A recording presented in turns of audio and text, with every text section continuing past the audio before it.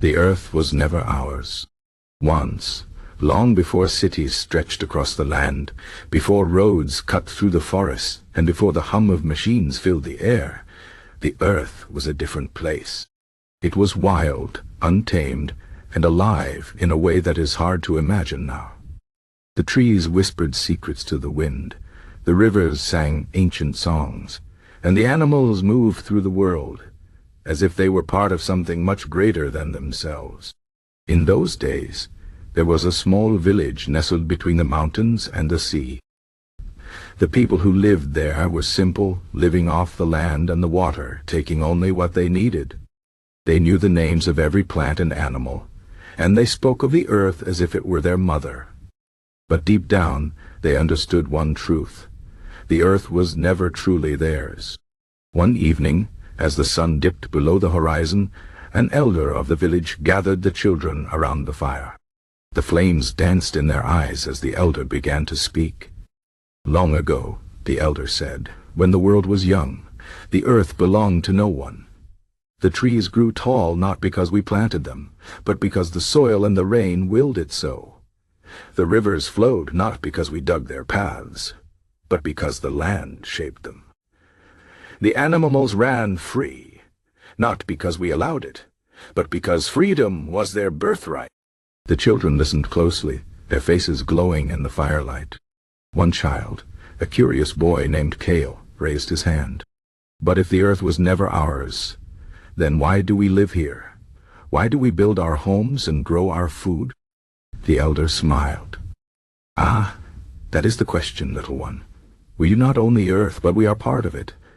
Just as the birds build nests and the foxes dig dens, we make our homes, but we must remember, we are guests here.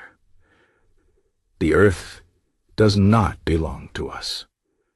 We belong to the earth. Kael frowned. Then why do some people act like they own it?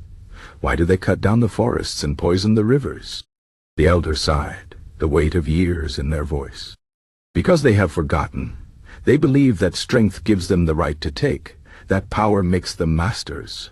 But the earth does not bow to kings or empires. It gives life, and it can take it away. That night, as Kael lay in his bed, he thought about the elder's words. He dreamed of a world where the trees still whispered, where the rivers still sang, where the animals roamed without fear. In his dream, he saw a great city, its towers reaching into the sky, its streets filled with noise and smoke. But beneath it all, the earth was silent, waiting. Years passed, and Kael grew into a man. He left the village and traveled far, seeing the wonders and the horrors of the world. He saw forests turn to deserts, rivers choked with waste, and skies heavy with smoke. And everywhere he went, he heard the same stories. Stories of people who believed they could take whatever they wanted, who thought the earth was theirs to command. One day, Kael stood on a hill overlooking a great city. The wind carried the scent of burning and metal. He closed his eyes and remembered the elder's words. The earth was never ours. With a heavy heart, he turned away. He knew that the world was changing, that the balance was broken. But he also knew that the earth was patient. It had endured ice ages and fires, floods and storms. It would endure this too. And so, Kael returned to his village, to the place where the trees still whispered and the rivers still sang.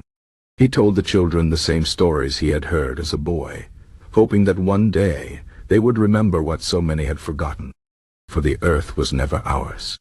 We are but brief visitors in its long, unending story. And if we listen closely in the quiet moments between the wind and the waves, we might hear the truth it has been whispering all along. We belong to it. It does not belong to us. Yes, it can, and you long better be.